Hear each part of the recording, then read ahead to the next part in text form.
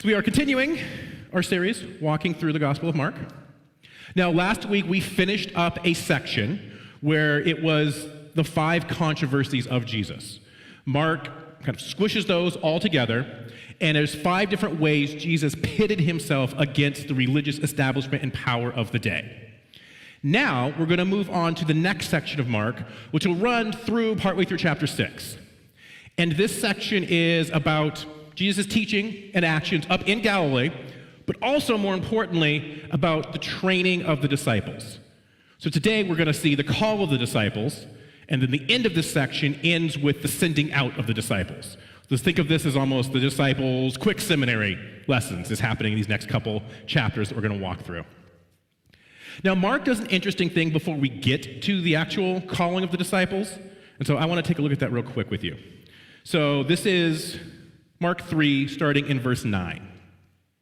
And Jesus withdrew to the sea, and he and his disciples, and the great multitude from Galilee followed, also from Judea, and from Jerusalem, and from Idumea, and from beyond the Jordan, the vicinity of Tyre and Sidon. A great multitude heard all that he was doing and came down to him. And he told his disciples that a boat should be ready for him because of the multitude, in order that they might not crowd him.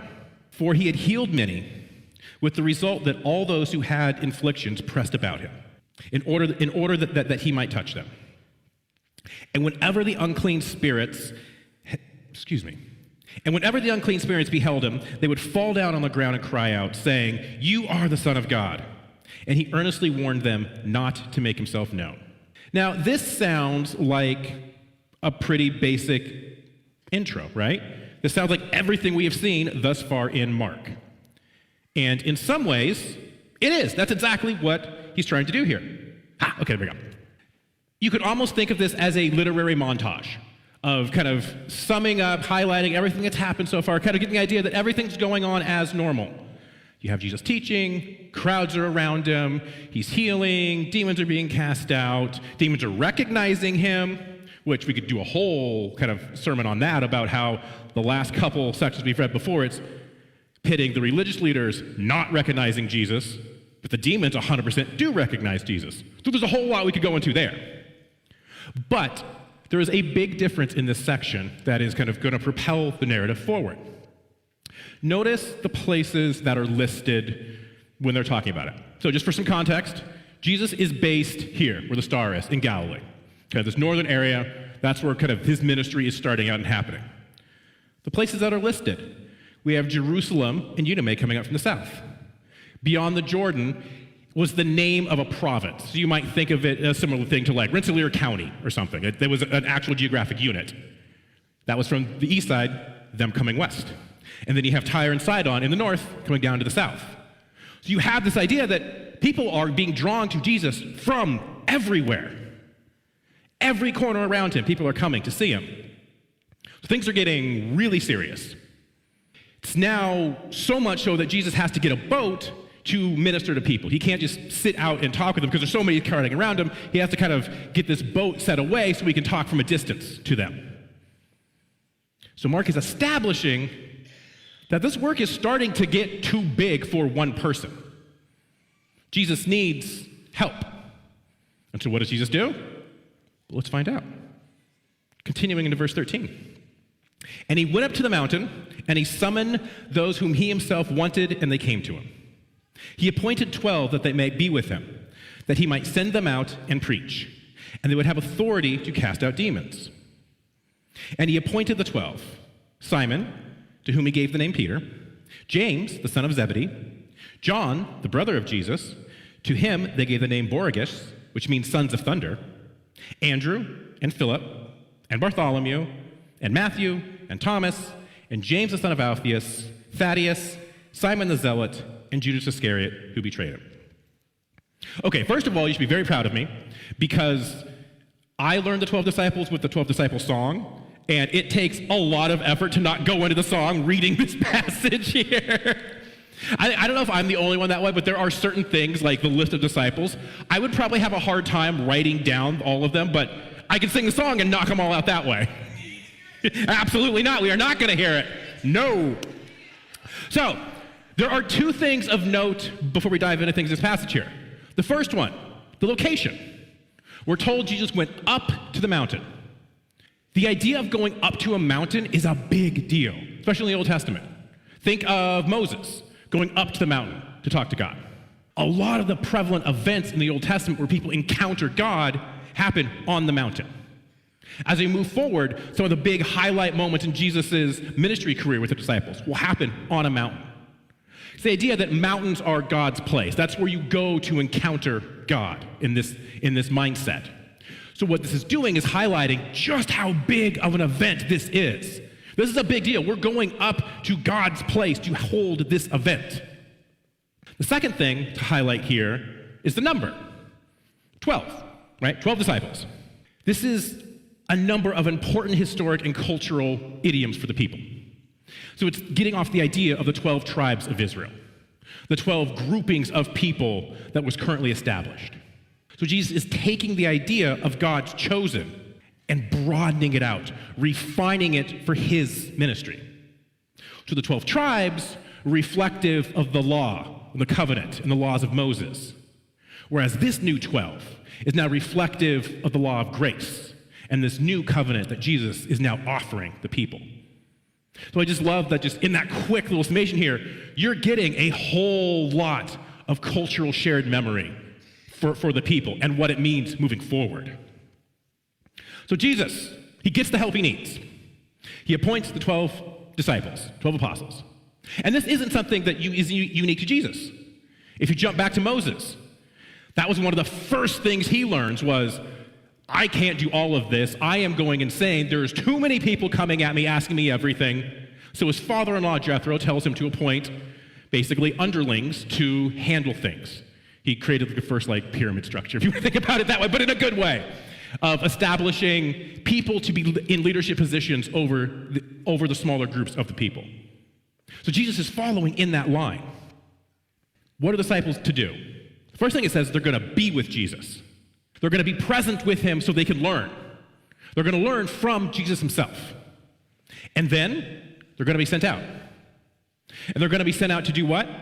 To preach, to cast out demons, to heal. All of the stuff the passage just said Jesus is doing. And all the stuff we've seen Jesus doing throughout the entirety of Mark thus far. So as Jesus is having the disciples learn from him and then go out and emulate me. Go out and do what you've seen me do. Now think about this. If there was anyone throughout history who could have just said, I'm just going to do this myself. I appreciate the help, but no. It's Jesus. He's the one person who could tangibly say, yes, I'm going to do that. But he didn't. He knew the importance of having help. And there's two facets of this. It's getting help, but also training. So you have the idea of having help. There's things he has to do that can just be overwhelming. So it's okay, let's get people to go out and do this. But also, they need to be trained well. They need to know what they're doing when they go out. And one thing I think is funny is just look at the makeup of this group of people. So we know we have Peter, Andrew, James, and John. They were fishermen local to the Galilee area. We've touched a little bit about them before, but they were probably very blue-collar, very rough and tumble fishermen. Then we have Matthew, we talked about a few weeks ago, who was your tax collector. And as we talked about, probably was the tax collector on fish. So those two groups are not going to like each other at all. Then let's throw in Simon, the zealot. Now, zealot was an official political category. Think of it like a political party. The idea being Rome is such a bad oppressor to us, we have to do whatever it takes to throw them off, especially violence. That's what this group's mindset was. So you can imagine how Simon views Matthew. Not well, the ultimate of traitors. Also, how Simon views the rest of the disciples as weak cowards who don't have what it takes to free the people. That's a lot of dissent going on just in this group right here.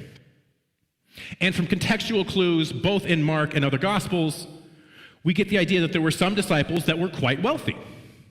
others that were extremely poor. Some disciples were seemingly decently educated, whereas a majority of them were probably illiterate. So this group is about as different as you could get.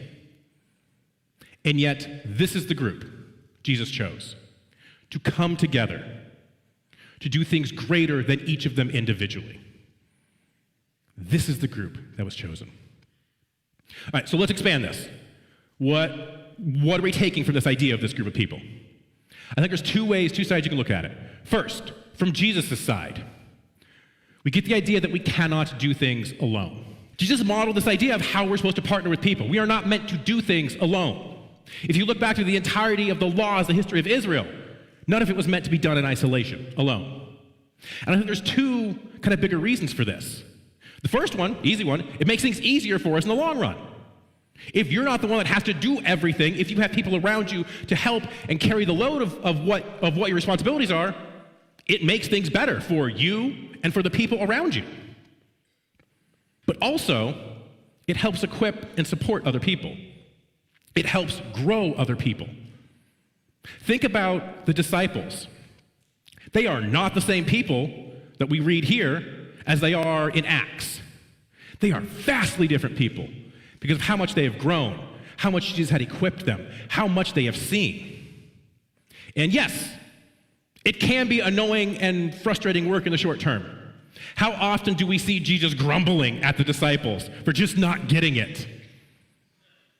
But he knows it's worth it in the long run to equip and build them up. Another way I like to think of it, I had a kid when I used to teach. When this student was not there, so this was like an intro to the Old Testament class. When this student wasn't there, I was so happy. It made me so just, okay, I can relax. Because it was every 5 minutes a pushback, an argument. Oh, well, what about this? I read this one thing. It was so annoying. Did not like being around this student.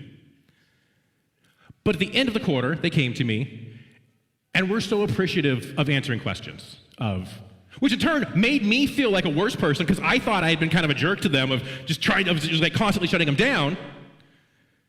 But that's what they needed in their life. They needed in that moment someone to address questions.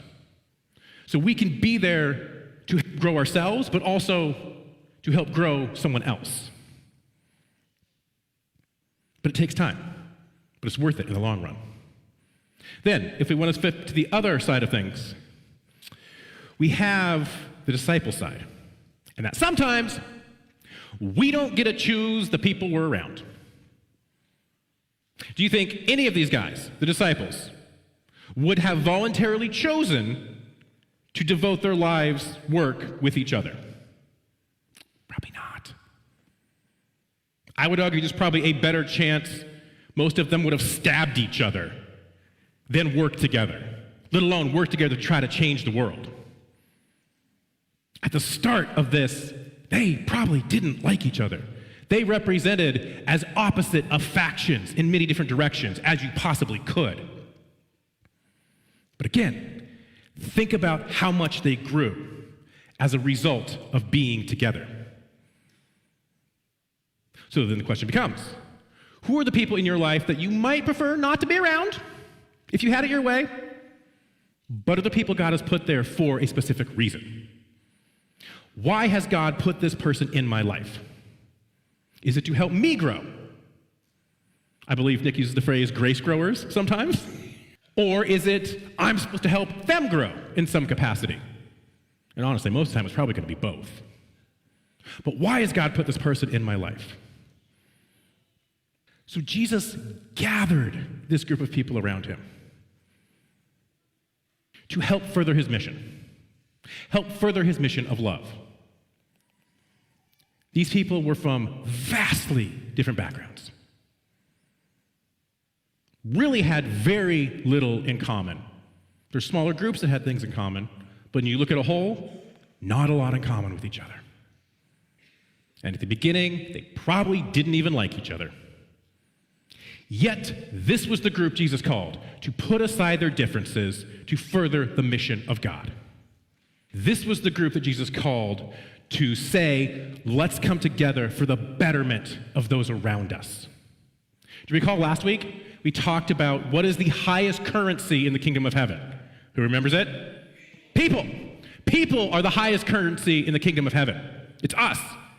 And so this is an example of that idea of putting our differences aside for the betterment of people around us, to improve the lives, to improve the spiritual welfare, to improve whatever of the people around us who are the image of God, who are the Imago Dei, who are the vision of God around us. So our overall question maybe might be, how am I being stretched and formed into a better version of myself? Again, think about the disciples. Am I Peter at the beginning of the gospel, or am I Peter in Acts? Because those are not the same person at all. So where are you on this process of growing into the best version of yourself? The version God has for you. The version that is helping further the kingdom daily. The version that knows my preferences, the things around me aren't as important as the vision of God, as furthering the kingdom of heaven, as bringing heaven here to earth in any way we can right now, as reflecting the love of Christ that we are shown. So that's our question. How can I better reflect and show that love today? Especially to people we might not want to. Especially to the people that frustrate us, to those grace growers. Because God has put them in your life for a very specific reason. To grow yourself, to grow them, to grow together in the kingdom of God. Join me as we pray.